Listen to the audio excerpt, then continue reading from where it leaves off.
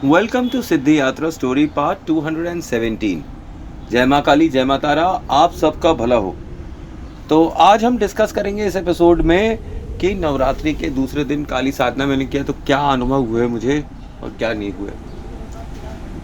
तो कल as usual जैसे आपको मैंने पहले ही बता रखा है, कट शॉर्ट करते हैं कि 2 बजे रात से ही मैं बैठता हूँ पूजा पे। तो 2 बजे मैंने स्नान वान कर आराम से आसन जमा कर बैठ गया और भोग प्रसाद लगाने के बाद ध्यान के लिए तैयारी करने लगा। और सारा प्रोसेस तो मैं आपको ऑलरेडी बता ही चुका हूँ कि क्या क्या करना है, क्या क्या नहीं करना है और कैसे करना है। बैकग्राउंड में आपको दिखता ही है कि क्या क्या हो रहा है। ठीक है, तो 9 दीपकों की पूजा कर रहा हूँ। 9+1 की पूजा जैसे मैं पहले ही बता चुका हूँ, और सिद्धि यात्रा स्टोरी के पिछले एपिसोड्स में मैं इसकी सब जानकारी दे चुका हूँ। ठीक है, और लिंक आपको डिस्क्रिप्शन में तो मिलता ही है प्लेलिस्ट का। तो प्लेलिस्ट सिद्धि यात्रा स्टोरी की बेस्ट ऑफ सिद्धि यात्रा स्टोरी में आप देख सकते हैं। पिछले कई एपिसोड्स में मैं बता चुका हूँ कैसे पूजा होती है, कैसे क्या होता है। तो कल जब मैंने जाप करना स्टार्ट किया है तो मेरी गुरुमाला, रक्षक माला ये तो आराम से हो गई। और जब मैंने सिद्धि माला स्टार्ट करी है तो कल इतनी ज़्यादा पसीना आ रहा था मुझे, मेरे सर से जैसे कि पसीने की पूरी एकदम गंगा जमुना बहने लगी। जाप कर रहा था और पसीना मुंह में जा रहा था बार बार, तो बार बार बाधित कर रहा था। फिर भी जाप चलता रहा रात में। अब रात में मैंने जब मान के चलिए कि 3 बजे से 3:30 बजे तक मैं जाप जो कर रहा था, उसके 3:30 के आसपास कमरे में जो है एक अलग सी खुशबू आ रही थी। एक अलग सी खुशबू, तेज़ गुलाब की खुशबू, बहुत तेज़ की गुलाब की खुशबू। और मैंने आपको जैसे बताया ना कि काली बाड़ी है मेरे घर के पीछे। मेरे घर के पीछे काली मंदिर है और जस्ट मेरी खिड़की से दिखता भी है। तो आप समझिए कि 3:30 बजे क्यों भाई, कल कोई स्पेशल ओकेजन तो नहीं था, मुझे तो ऐसा नहीं लगता है। पर वहाँ लोग ऐसा लग रहा था कि घंटियाँ बजाने रहे हैं और वो नगाड़े डम डमा डम डम, डम डमा डम डम, डम डमा डम डम, पीछे से नगाड़ों की आवाज़ आ रही थी। मुझे अक्सर ये नगाड़ों की आवाज़ आती है रात में मंदिर से कि मंदिर में कोई नगाड़ा बजा रहा है और घंटी बजा रहा है। इसकी वजह से मैंने एक बार तो वहाँ के मंदिर के पुजारी से भी पूछा था कि भाई साहब रात में 3:30-4 बजे आप लोग उठकर यहाँ पे नगाड़ा वगाड़ा बजाते हो?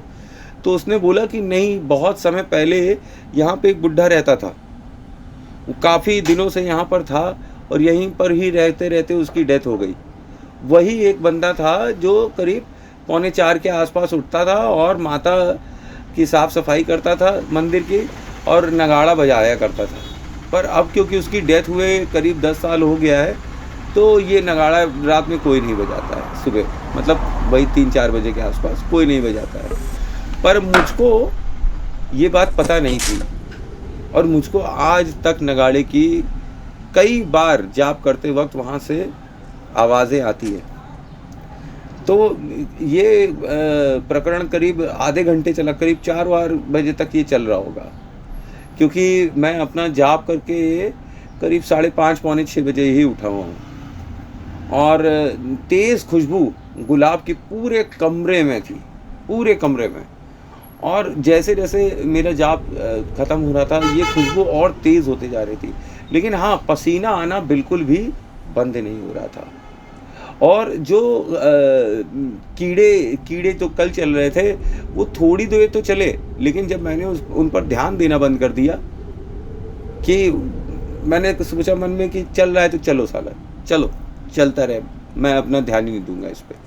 तो आश्चर्यजनक तरीके से 5 मिनट में वो कीड़े वाली फीलिंग भी गायब हो गई। बस कल ज़बरदस्त खुशबू और ये नगाड़े की आवाज़ आ रही थी। और जाप कर जब मैंने हाथ जोड़ा माता को, तो फिर से वही कि रेड लाइट जो है येलो लाइट में कन्वर्ट हो गई और बड़ी ब्राइट लाइट आ गई। तो मैंने माता को प्रणाम किया। अब रोज़ ही देखता हूँ कि ब्राइट हो जाती है, तो मुझे कुछ इतना मतलब कहना नहीं चाहिए, आश्चर्य नहीं होता है कि ये रेड से येलो कैसे हो गई। अब रोज़ ही हो जाती है। अब क्या जानते हो कैसे हो जाती है, मुझे क्या पता कैसे हो जाती है। हो सकता है माता की शक्ति है, वो मुझे कुछ इंडिकेट करती है इस लाइट से। तो लेकिन मेरे को ये पता है कि ये लाइट चेंज हो जाती है, रेड कलर की लाइट जो है येलो रंग की लाइट में कन्वर्ट होने लगती है, तो ब्राइट येलो लाइट में कन्वर्ट हो जाती है। कमरे में रोशनी भी अच्छी खासी हो जाती है, और ज़्यादा नहीं, 2-3 मिनट के लिए, इससे ज़्यादा नहीं होती है। और करीब 5:30 पौने 6 बजे के आसपास मेरा जाप ख़त्म हो गया। हाथ जोड़कर मैंने प्रसाद ग्रहण किया सुबह सुबह। अब ये बता दूं कि प्रसाद खाने के पश्चात तुरंत पानी न पी लेना भाई, क्योंकि जाप करने के कम से कम आधे घंटा पौना घंटा आपको पानी नहीं पीना है जाप करने के बाद।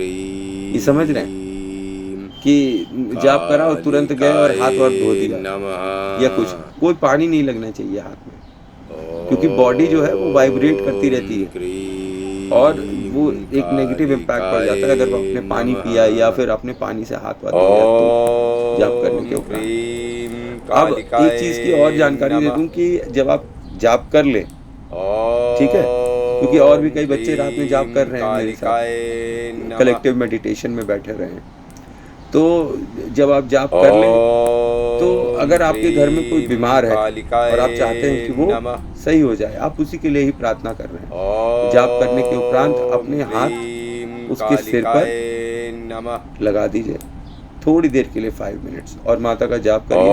तो जो एनर्जी आपने उस दिन मतलब कि नवरात्र के दिन अर्जित करी होती है तो वो सामने वाले को मिल जाती है, उसकी हीलिंग टाइप की हो जाती है, ठीक है, आशीर्वाद मिलता है बेसिकली। मैं अपने बच्चों के सिर पर आशीर्वाद देता हूँ पूजा करने के बाद।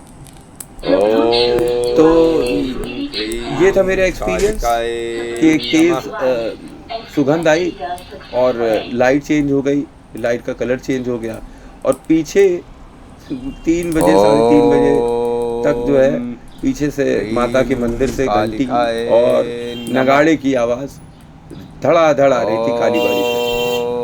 अब ये मेरा वहम है कि ये सच है मुझे पता नहीं, पर मैं अपने कानों से सुन रहा हूँ, तो मैं अब आप लोगों को और क्या कहूँ, तो मुझे सुनाई पड़ रहा है कि पीछे से घंटी की आवाज़ आ रही है और नगाड़े की आवाज़ आ रही है। और मैं सुबह उठकर देख भी रहा हूँ कि मंदिर में अभी तक कोई हलचल ही नहीं हो रही है, इसका मतलब कोई रात में था ही नहीं। तो ये नगाड़े की आवाज़ और घंटी की आवाज़ कैसे आती है, क्यों आती है, मुझे समझ में नहीं आता है इस बात का। बस जब भी मैं मंत्रों का जाप करता हूँ ये चीज़ ज़रूर हो जाती है। तो थैंक्स फॉर वॉचिंग। जय माँ काली, जय माँ तारा। आपका भला हो, आप सबका भला हो। आई होप आपको मेरी इन्फॉर्मेशन अच्छी लग रही होगी। Thanks for watching.